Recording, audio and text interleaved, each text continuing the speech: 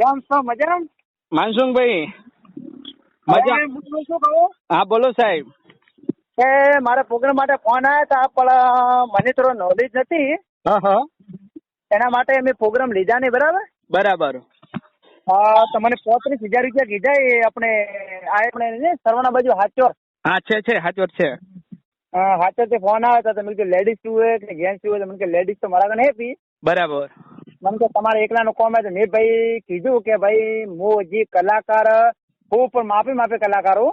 હા હા મને કીધું હજી નોલેજ નથી, પણ તમારે કોમેડી તરફી અને તમારે મોજ કરવા માટે બોલાવો તો તમે બોલાવી શકો. એમાં રાઈટ કીધું કે ખોટું? ના રાઈટ છે તમારી. જે તમે માનસુખભાઈ વાત કરી છે ને એ રાઈટ જે છે એ તમે કીધું છે ને.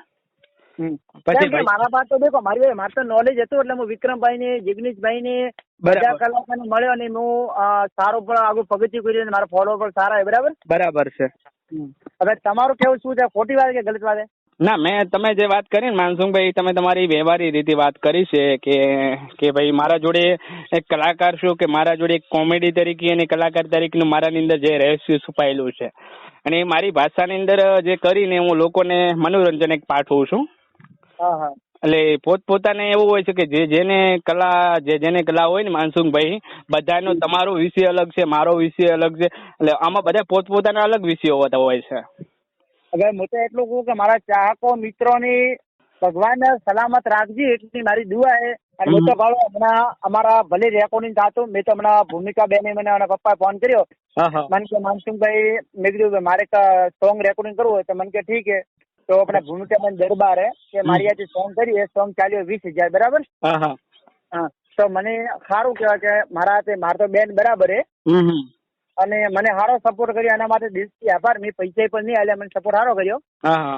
અને હું તો આજે લેડીઝ સાથે બીજા કોમ કરું, પણ આપણે નીતિ એવી છે કે આપણી બેન બરાબર. લોકો કોઈ બી વિચાર કરે પણ આપણા એવા વિચાર નથી.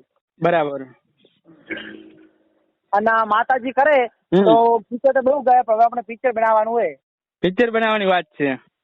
હા તો સારામાં સારું કેવાય માનસુખભાઈ. અને હું શું કહું? હા બોલો બોલો. તમે એલા વિરેન ચોંગડા તો ઓળખો? કોને? વિરલ ચોંગડા. હા વિરલભાઈ ને ઓળખો ને, કેમ ના ઓળખો. તો એના તમે પ્રોગ્રામ લો તો તમને જો ગમતું હોય તો 2-3 નવરાત્રી મારા વિશે લેજો અને વાત કરજો કે ફૂલ મોજ અને ફૂલ કોમેડી અને ફૂલ ગીતો.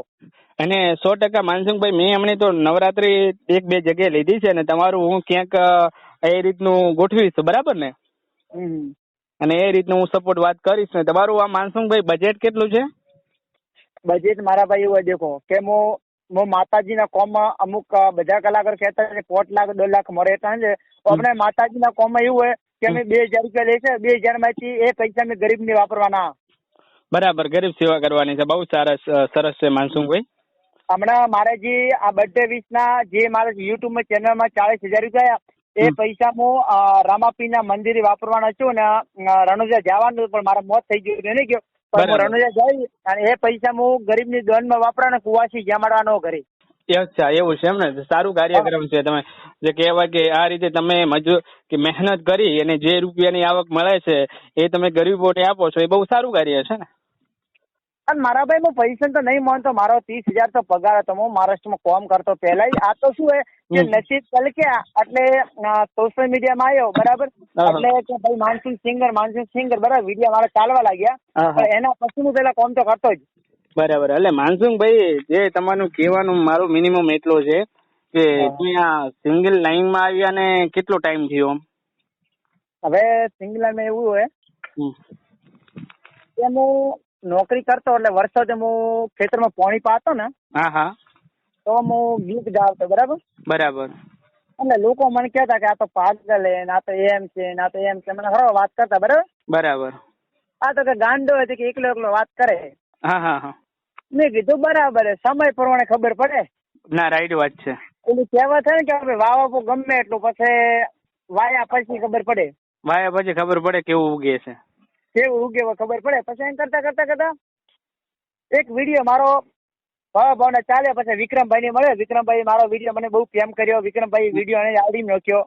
અચ્છા. એટલે ગયા પછી તમે સીધા પહેલા કોને મળ્યા હતા? પહેલા જ હું વિક્રમભાઈ નો વિડીયો વાયરલ થયા પછી વિક્રમભાઈ ને મળ્યો, વિક્રમભાઈ ની આઈડી વિડીયો મૂક્યો, સારો ચાલ્યો. એના પછી જિગ્નેશ કવિરાજ ને મળ્યો, એના પછી રોહિતભાઈ ને મળ્યો અને બધા કલાકાર ને મળી ચુક્યો. બનાસકાંઠા કોઈ કલાકાર બાકી નથી. આ બધા મળવા માટેના કોઈ જાતે પ્રયાસ કર્યા હતા કે કોઈ અન્ય થકે? ના, એટલે એમાં એવું હોય કે અમારા એક દાઉદભાઈ કરીને એ મને ખાસ મિત્ર મારો ને મારા માટે હાથો સપોર્ટ કરે અને એ લોકો મને લેવા માટે પ્રયત્ન કર્યો અને એમ મને મારા માટે દરવાજે ખુલ્યા જ હતા બધા કલાકારના. કેમ કે આપણે આ ટાઈપના રહી ગયા. ના રાઈટ વાત છે.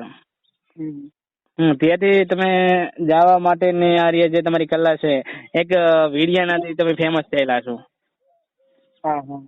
એમ જ તમને લાગ્યું કે મારે હવે સિંગર લાઈન ની અંદર આવવું છે? હા, સિંગર લાઈનમાં તો મારે વર્ષોથી મહેનત હતી કે મને વિચાર હતો કે એક દાડો મારો પત્તો આવશે, સોશિયલ મીડિયામાં આવે, પણ ભગવાન માતાજી મારી અરજી સુની જ આવી ગયો. અચ્છા. કેવો આમ પરિવારનો કેવો સપોર્ટ છે? શું કહો? પરિવારનો કેવો સપોર્ટ છે અત્યારે? હેલો, અવાજ નહીં આવતો, બોલો શું કહો? પરિવારનો સપોર્ટ છે? પરિવારનો સપોર્ટ હશે ને? હવે એમાં એવું મારા ભાઈ કે પરિવારનો કેટલો સપોર્ટ હોય કેટલો મારો સમાજનો સપોર્ટ હોય, બરાબર. પણ મેં તો મારા પપ્પાને એટલું દવાખાનું કર્યું પણ કોઈ કઈ ભીખ નહીં મોગી. કેમ કે કલાકાર કોઈ કઈ પૈસા ના મોગે. ના, રાઈટ વાત છે. અને ઘણા લોકો ભણવાય, હું તો કહું કે રેકોર્ડિંગ સાથે ભલે ઘણા લોકો ભણવાય એ કોમેન્ટ ખરાબ લખે એટલે એની જાતને શું સમજે કેમ કે બચારો કોઈ કરી નથી શકતો કોમેન્ટ લખે. મેં તો વિડીયો પણ બનાવ્યા છે, વિડીયો 7-8 લાખ છે. કેમ કે કૂતરું જાતું હોય અને કૂતરાની પોછડી પકડે તો કૂતરું આપણે કરડે જ. રાઈટ. હા, કૂતરાની પોછડી પકડે તો કૂતરું કાઢવાની છે. ના, રાઈટ વાત છે. બસ શાંતિ. માનસુખભાઈ, હવે એવું એમાં છે આપણે કોઈની ડિબેટ કરી ન શકે, કોઈને ના કહી શકાય. પોતપોતાના બધાનો વિષય અલગ છે. હવે મારા મનની અંદર કેવા વિચારો છે, તમારા વિચારો કેવા છે એ કોઈ કઈને કહી ન શકે આપણને. એટલે પોતપોતાનું જે સારું કોઈ જેમને ઈચ્છા સારી લાગતી હોય એ બધા કરતા જ આવે છે.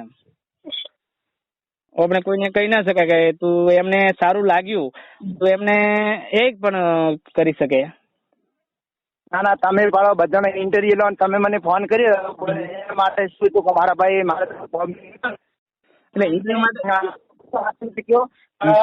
નાનો ભાઈ ગણીને.